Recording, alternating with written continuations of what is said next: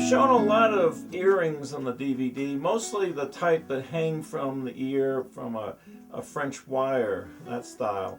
The other style, which is quite popular, is a post-mounted earring. There's many different ways to do those. I mean, the simplest would be just to take a really pretty piece of wood and turn a little disc out of it and put a post on the back of it. Here's a quick little example. Here's a cut off from the oval loop project, the pieces that were inside the chuck. I've just made some slices on this. Now I've got a rough bandsaw cut, but with some double-sided tape and the disc sander, I can get a smooth surface on one side. Then I can use some double-sided tape, put them on my melamine waste block, and turn a simple set of earrings. Nothing too difficult here. Very quick and easy, and an attractive little pair of post-style earrings with minimal work. A little sanding, we'll flip it around, just put it on a post to clean up the other side, and it's as easy as that. With minimal work, here's a pair of earrings. Okay, here's another style of post earring. I'm starting with a piece of holly that's face grained facing outward. I'm going to turn a couple of very slightly tapered plugs, about 1/2 inch in diameter. Try to get them as close to the same as I can. I'm going to insert these holly plugs into tulip wood. I've mounted the tulip wood on these little waste blocks that have 1-inch nuts embedded in them with epoxy.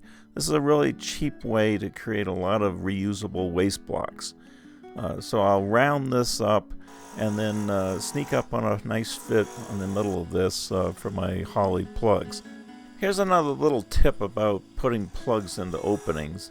As you get closer and closer, make sure the top fat end of the plug cannot fit into that hole. If it can, you'll never get a good looking seam around the outside of the plug. A little persuasion to get a tight fit, and I can come back as fast as 15 minutes and face this off. Here I'm putting a scored line using the tip of a brad point bit that I'm going to drill holes with. I'm using the bit because that gives me a way to eyeball exactly where the hole is going to be in relation to the edge of the holly. It's pretty important those holes be positioned as accurately as possible. Now to fill the holes, I'm going to use pink ivory. This is face grain material. The surface closest to you is face grain. Make sure your tool rest is positioned and checked before you turn the lathe on. This is kind of a fragile piece of wood. You want to go slow and easy. Here's a test hole drilled in a piece of waste wood. Allows me to sneak up on a nice fit for those holes that were drilled. The most efficient thing to do is just to keep the process going and turn a stash of plugs. A little glue, a little tapping with a hammer, fills these two holes. Let it sit for just a few minutes. It doesn't take too long. Now remember, that's face grain, so it's easily broken. Turn it slow and easy. A couple more holes get drilled, and then the process gets repeated. A little glue, a little tapping, a few minutes wait. Face this off again. Now there'll be openings between these 4 plugs. 4 more marks get made, carefully positioned as centered as possible between the existing plugs. Then the process continues. 2 more holes. Don't drill all 4 because the holly plug will become too weak and it might break on you. So only do 2 at a time as you go through this process. So here's 2 more plugs. There'll be 2 more to do after this. So one more time, a couple of holes, a little bit of glue, a little tapping. Don't get those fits too tight. You don't want to have to pound them hard. Here I'm just going to face this off. This is not finished turning. I'm just getting it fairly flat. Now I want a border around this, fairly small, probably 1/8 of an inch max. So I'm going to sneak up on a border. Now this is a plug. That's the top of the plug, the face of the plug facing the camera. There's a slight taper there. Once I got the diameter I want, a little parting tool action takes this off. Now the underside is a little ugly. Uncured glue exists on that bottom side where it was pushed through the holes, but the reverse mounting took care of that pretty quickly. Here are my two center medallions. They're going to be surrounded by ebony. You've seen this before. I'm just turning a short little tenon there so I can reverse this around. Then it's just a matter of rounding up the outside.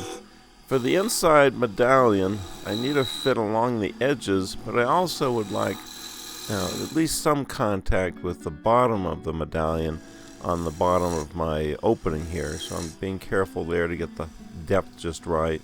Sneaking up on that fit. For gluing it in place, I want a little glue on the bottom. I'll tap this in, putting all the tulip wood grain going the same direction as the ebony grain. After 20 minutes or so, I'll reduce the outside border, do a little bit of shear scraping on the front side, sand it up to at least 400, maybe 600 grit, hit it with my sanding mop. Then to part it off, I want to make sure I don't cut into the backside of the medallion, so I've checked that length. To clean up the backside, another jam chuck, although this one does not have a hole that runs through it, so I don't have the means of using a rod to pop it out. But I can quickly put a little notch there that'll allow me to pry this out after I've done a little work on the backside. The backside really only requires some very light shear scraping, the same sanding routine. I'll score a couple of lines and hit it with my sanding mop before I pop it back out of there. Next, it's over to the drill press, where I'll put just a very shallow hole. That'll accommodate my post when I glue it in place. Before that, some Krylon crystal clear finish. Before gluing the post in, I'm roughing up that surface with some 80 grit paper.